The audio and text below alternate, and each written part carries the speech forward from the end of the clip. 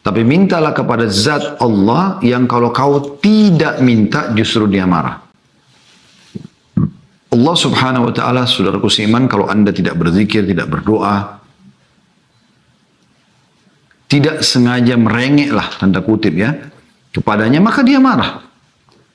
Dalam sebuah hadis dengan sanad hasan seingat saya, riwayatkan Tirmidzi, kata Nabi SAW, "Man lam yad'u Allah yaghdab alaih." Siapa yang tidak minta justru kepada Allah, Allah marah. Bayangkan teman-teman. Kalau malah manusia beda sekali. Kalau kita minta terus malah dia akan marah. Tapi kalau Allah SWT justru kalau kita tidak minta, maka dia akan marah. Dan Allah subhanahu wa ta'ala, teman-teman sekalian, akan memenuhi hajat anda walaupun itu mustahil di mata anda.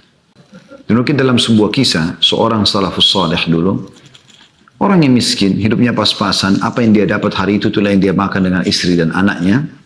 Dan istri anaknya pun bersabar. Ringkas cerita teman-teman, pernah satu hari dia pulang ke rumahnya, dia tidak dapat hasil apa-apa. Begitu tiba di rumah, sudah malam, istrinya tanya, apa ada hasil hari ini? Kata dia tidak ada. Saya sudah coba keliling sana sini menawarkan jasa untuk kerja, tidak ada sama sekali orang yang memberikan kepada saya pekerjaan. Saya tidak tahu lagi harus buat apa. Kata istrinya, tapi kita seharian belum makan nih. Lapar benar dari pagi sama anak-anak belum makan. Kata dia, insya Allah setelah saya istirahat sejenak, saya akan keluar lagi. Dia nyalakan obor yang dia mampu, nyala sedikit, lalu dia wudhu, dia sholat.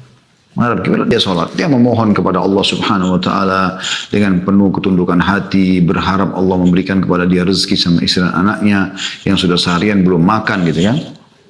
Yang jelas teman-teman sekalian, subhanallah, di malam itu penguasa di wilayah itu gelisah, nggak bisa tidur. Maka dia pun terdorong hatinya mengambil kurang lebih kalau seingat saya 20 kantong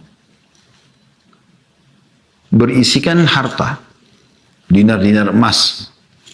Dan dia bilang, ya Allah, aku malam ini nggak bisa tidur. Ini kata rajanya pada saat itu ya, atau penguasa di situ. Saya ingin keluar bersedekah di jalan-Mu ya Allah. Maka mudahkanlah aku untuk bersedekah pada orang yang tepat. Subhanallah, dia jalan, dikatakan dalam kisah ini, penguasa di wilayah itu pun mengatakan, saya tidak akan memegang tali kekangan kuda saya, Allah, saya akan membiarkan kuda ini jalan di mana tempat yang aku pandu. Dan kira dia jalan, subhanallah, kudanya mampir di masjid yang tadi ada orang soleh yang miskin. Dia pun heran, kenapa kok kudanya mampir di masjid?